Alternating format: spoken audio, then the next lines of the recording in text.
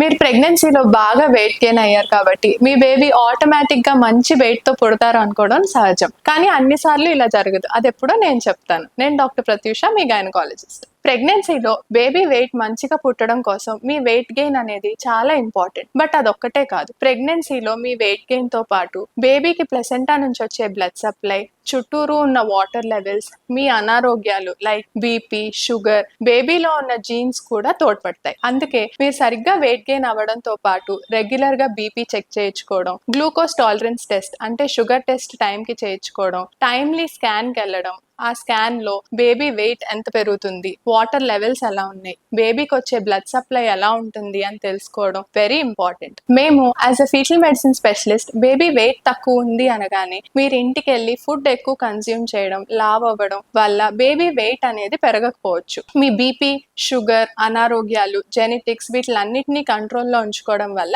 మీ baby హెల్దీగా పెరుగుతుంది. ఇలాంటి మరెంతో ఇన్ఫర్మేషన్ కోసం నన్ను ఫాలో అవ్వండి. Thank you.